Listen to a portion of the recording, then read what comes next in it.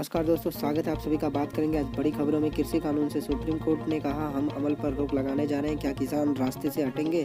वहीं अगली बड़ी खबर में बात करेंगे, किसान आंदोलन से सरकार ने मांगा और समय तो सुप्रीम कोर्ट ने बोला बहुत टाइम दे चुके हैं, हमें संयम पर भाषण मत दे, कृषि कानूनों पर लग सकती है रोक। वहीं अगली बड़ी खबर में बात करेंगे, छोटी सी चिंगारी से भड़क सकती है कि हिंसा, कृषि कानून आंदोलन पर यसी के 5 कड़े कमेंट्स। वहीं अगली बड़ी खबर निकल के आ रही है, दिल्ली में बर्ड फ्लू की पुष्टि, जालंधर भेजे गए 8 सैंपल मिले पॉजिटिव। वहीं अगली बड़ी खबर निकल के आ रही है, 24 घंटे के अंदर मार दूंगा, ढूंढ सको तो ढूंढ लो, सीएम योगी को जान से मारने की धमकी। वहीं अगली खबर निकल के आ रही है, पूंजीपति का साथ छोड़कर अन्नदाता का साथ दे पीएम, कृषि कानून पर बोले राहुल गांधी। तो चलिए देखते हैं पहली बड़ी खबर को। दोस्तों वहीं पहली बड़ी खबर निकल के आ रही है, सुप्रीम कोर्ट की सरकार को फटकार, अमल पर रोक का संकेत, किसान से पूछा क्या रास्ते से हटेंगे। दोस्तों हम आपको पूरी खबर बताते हैं। 3 नए कृषि कानून व किसान आंदोलन के मुद्दे पर सोमवार को सुप्रीम कोर्ट ने कड़ा रुख अपनाया। कोर्ट ने जहां केंद्र सरकार को फटकारा, वहीं किसान से भी पूछा कि क्या वे रास्ता छोड़ने का तैयार है। या कोर्ट ने केंद्र सरकार के साफ शब्दों में कहा कि हमें पता नहीं कि सरकार इन कानूनों को लेकर कैसे डील कर रही है। मुख्य न्यायाधीश एस बोबड़े ने सरकार से कहा, अगर आप में समझ है तो इन कानून का अमल न करें, हम उनके अमल पर रोक लगाने जा रहे हैं। क्या किसान रास्ता छोड़ेंगे? किसान आंदोलन से जुड़ी सभी याचिका पर सोमवार को सुप्रीम कोर्ट के मुख्य न्यायाधीश बोबड़े की अध्यक्षता व न्यायमूर्ति एस बोपन्ना व न्यायमूर्ति बी सुब्रमण्यम की पीठ ने सुनवाई की। सुप्रीम कोर्ट ने केंद्र सरकार की ओर से पेश अटॉर्नी जनरल के वेणुगोपाल से स्पष्ट कहा कि तो आप इन कानून पर रोक लगाइए या फिर हम लगा देंगे। दोस्तों हम आपको बताते हैं, याचिकाकर्ता के वकील ने कहा कि सिर्फ विवादित हिस्से पर ही रोक लगाई जाए, लेकिन कोर्ट ने कहा कि नहीं, हम पूरे कानून पर रोक लगाएंगे। सुप्रीम कोर्ट ने आगे कहा कि लोग मर रहे हैं और हम कानूनों पर रोक नहीं लगा रहे हैं, ऐसा बहुत गलत हो रहा है। शीर्ष कोर्ट ने कहा कि नए कृषि कानून को लेकर जिस तरह से सरकार और किसानों के बीच बातचीत चल रही है उससे हम बेहद निराश हैं। कोर्ट ने आगे कहा कि आपके राज्य कानूनों के खिलाफ विद्रोह कर रहे हैं, हम फिलहाल इन कानूनों को निरस्त करने की बात नहीं कर रहे हैं, यह काफ़ी नाजुक स्थिति है, हम नहीं जानते कि आप समाधान का हिस्सा हैं या समस्या का हिस्सा हैं।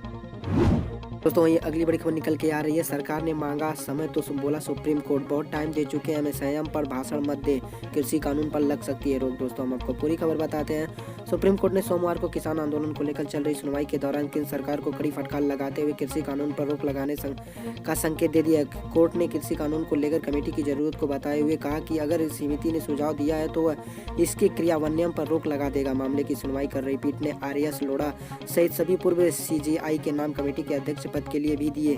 वहीं कोर्ट ने यह भी कहा कि सरकार उसे संयम पर भाषण न दे। कोर्ट ने कहा, हमारे द्वारा नियुक्त की जाने वाली कमेटी के जरिए से कृषि कानूनों की समस्या के समाधान के लिए आदेश पारित करने का प्रस्ताव कर रहे हैं।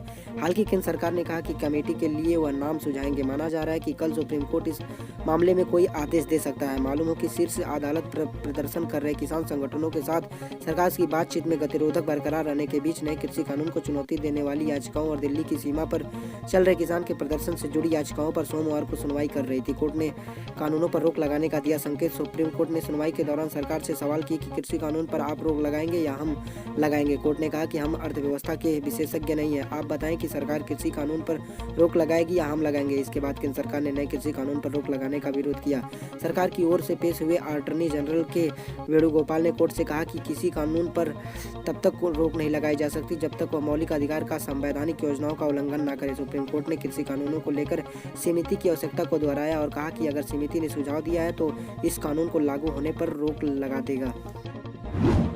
दोस्तों वहीं अगली बड़ी खबर निकल के आ रही है, छोटी सी चिंगारी भड़क सकती है हिंसा, किसान कानून आंदोलन पर एससी के ये 5 बड़े कमेंट्स। दोस्तों हम आपको बताते हैं, सुप्रीम कोर्ट ने ये 5 कमेंट किए हैं। नए कृषि कानून को लेकर किसानों और सरकार के बीच गतिरोध को लेकर आज सुप्रीम कोर्ट ने तीखी प्रतिक्रिया जताई है।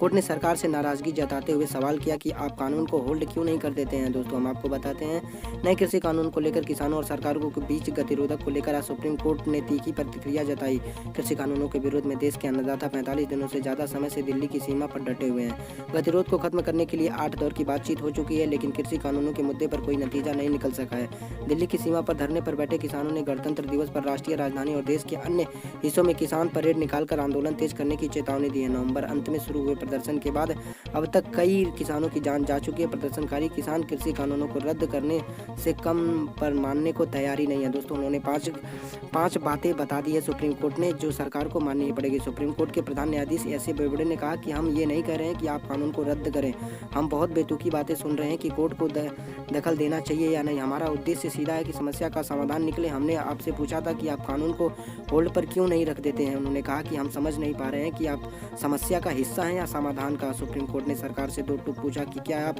कानून को होल्ड कर रहे हैं या नहीं, अगर नहीं तो हम। सुप्रीम कोर्ट ने वही दूसरी प्रतिक्रिया में कहा, प्रधानमंत्री न्यायाधीश ने नाराजगी जताते हुए किन से कहा कि हम आपसे बहुत निराश हैं। आपने कहा कि हम बात कर रहे हैं, क्या बात कर रहे हैं, किस तरह का नेगोशिएशन कर रहे हैं। सरकार को यह कहने में मदद नहीं मिलेगी कि दूसरी सरकार ने इसे शुरू किया था।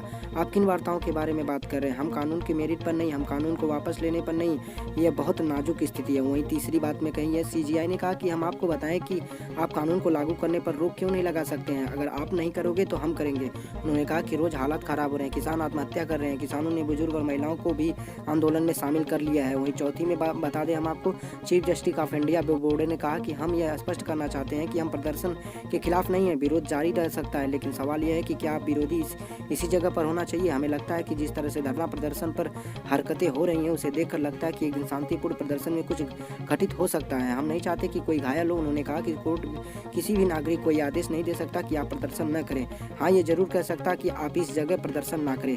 वहीं पांचवी में उन्होंने बताया, सुप्रीम कोर्ट ने कहा कि ये सुनिश्चित हो कि प्रदर्शन में कोई हिंसा या ब्लड बाथ न हो। सीजीआई ने कहा कि अगर जाने अनजाने में कुछ भी गलत होता है तो इसके लिए सभी जिम्मेदार होंगे। किसी भी क्षण छोटी सी चिंगारी हिंसा भड़का सकती है। वो केंद्र सरकार पर कड़ी कार्रवाई करने के लिए बोले। दोस्तों अगली बड़ी खबर निकल के आ रही है, दिल्ली में बर्ड फ्लू की पुष्टि, जालंधर भेजे गए 8 सैंपल मिले पॉजिटिव। दोस्तों हम आपको पूरी खबर बताते हैं। दिल्ली में बर्ड फ्लू की पुष्टि हो गई। दिल्ली में जालंधर भेजे गए 8 सैंपल पॉजिटिव पाए गए। जानकारी के अनुसार संजय सील की बत्तख और मयूर बिहार में पार्व के कौवों को बर्ड फ्लू पाया गया है। यह जानकारी पशुपालन विभाग ने दी है। दोस्तों बताते हैं, गौरतलब है कि अब तक 9 राज्यों में बर्ड फ्लू की पुष्टि हो चुकी है। दिल्ली में भी बीते लगभग एक हफ्ते से ज़्यादा समय के पक्षियों को अलग अलग स्थलों पर मौत हो रही है, जिसके बाद एहतियात के तौर पर इन पार्कों में जहां आम लोगों की आवाजाही बंद की गई है, वहीं मृत पक्षियों की सैंपल जालंधर भेज। दोस्तों अगली बड़ी खबर निकल के आ रही है, उत्तर प्रदेश से 24 घंटे के अंदर मार दूंगा, ढूंढ सको तो ढूंढ लो, सीएम योगी को जान से मारने की धमकी। दोस्तों हम आपको पूरी खबर बताते हैं। सीएम योगी आदित्यनाथ को एक बार फिर जान से मारने की धमकी दी गई है। इस बार 112 कंट्रोल रूम के व्हाट्सएप नंबर पर धमकी भरा मैसेज भेजा गया है। इस संबंध में रविवार को सुशांत गोल्फ सिटी थाने में FIR दर्ज कराई गई है। सर्विस लॉन्च सेल की मदद से मैसेज भेजने वालों के बारे में पता लगाया जा रहा है। पुलिस कंट्रोल रूम 112 के व्हाट्सएप नंबर पर शनिवार को रात 8:07 पर मोबाइल नंबर से मैसेज आया था। इसमें सीएम को जान से मारने की धमकी दी गई थी। इसमें लिखा था कि जान से मारेंगे, 24 घंटे के अंदर खोज सकते हो तो खोज लो, AK-47 से 24 घंटे में के अंदर मार दूंगा। तो वही अगली बड़ी खबर निकल के आ रही है, पूंजीपतियों का साथ छोड़कर अन्नदाताओं का साथ दे पीएम। कृषि कानूनों पर बोले राहुल गांधी। दोस्तों हम आपको पूरी खबर बताते हैं। कृषि कानून के खिलाफ किसानों के आंदोलन के बीच कांग्रेस के पूर्व अध्यक्ष राहुल गांधी ने एक बार फिर सरकार पर निशाना साधा। राहुल गांधी ने प्रधानमंत्री मोदी से पूंजीपतियों का साथ छोड़कर किसानों का साथ देने का आग्रह किया। अपने ट्वीट के साथ उन्होंने साल 2015 में संसद में प्रधानमंत्री को दी सलाह का एक वीडियो भी साझा किया। इस वीडियो पे वो प्रधानमंत्री से किसानों के हक को काम करने की अपील कर रहे हैं। राहुल गांधी ने ट्वीट किया, अब भी वक्त है मोदी जी, अन्नदाताओं का साथ दो, पूंजीपतियों का साथ छोड़ो। इस ट्वीट के साथ उन्होंने साल 2015 का एक वीडियो भी साझा किया। इस वीडियो में वह कह रहे थे कि हिंदुस्तान में किसानों की जमीन की कीमत तेजी से बढ़ रही है और आपके कारपोरेट दोस्त इस जमीन को चाहते हैं, इसलिए आप किसान और मजदूर को कमजोर कर रहे हैं। आप किसान कमजोर हो जाएगा तब आप उन पर ऑडियंस की कुल्हाड़ी मारेंगे। कृषि कानून के खिलाफ कड़ी संख्या के किसान दिल्ली की अलग अलग सीमाओं पर डटे हुए। किसान और सरकार के बीच कई दौर की बातचीत हो चुकी है, पर अभी तक कोई हल नहीं निकला। पार्टी का आरोप है कि सरकार किसानों को थकाने और झुकाने की रणनीति पर अमल कर रही है। तो अगली बड़ी खबर निकल के आ रही है, कोविड-19 से मुख्यमंत्री के साथ चर्चा पर बोले पीएम मोदी, हमारी वैक्सीन सबसे किफायती। दोस्तों हम आपको पूरी खबर बताते हैं। लंबे समय से पूरी दुनिया के लिए संकट का सबब बनी कोरोना वायरस महामारी के खिलाफ देश में 16 जनवरी से शुरू हो रहे टीकाकरण अभियान को लेकर तैयारियां लगातार जारी हैं। इसे लेकर प्रधानमंत्री नरेंद्र मोदी ने सोमवार को देश के सभी राज्यों के मुख्यमंत्री के साथ चर्चा की।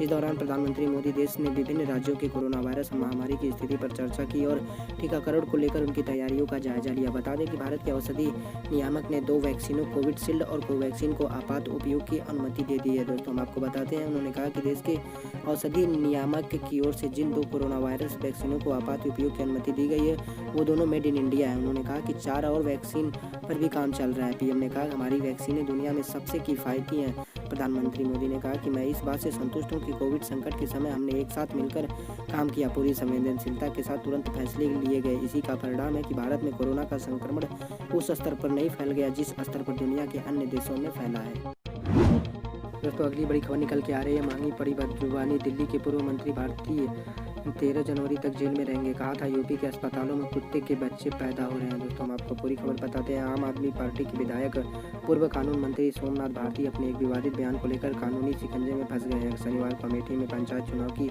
तैयारियों को लेकर आए सोमनाथ ने कहा था कि हम यूपी के स्कूलों और अस्पतालों को देख रहे हैं, सब जगह बदतर हाल है। यूपी के अस्पतालों में बच्चे तो पैदा हो रहे हैं लेकिन कुत्ते के बच्चे पैदा हो रहे हैं। दोस्तों हम आपको बताते हैं इस बयान से लोगों में खासी नाराजगी और जगदीशपुर के हरपालपुर गांव के रहने वाले शोभानाथ साहू ने विधायक पर केस दर्ज कराया। अमेठी पुलिस ने एफआईआर दर्ज करने के बाद सोमनाथ भारती को रायबरेली के गेस्ट हाउस से गिरफ्तार कर लिया। जगदीशपुर थानाध्यक्ष राजेश सिंह ने बताया कि सोमनाथ भारती के खिलाफ आईपीसी की धारा 505, 153 के तहत केस दर्ज किया गया है।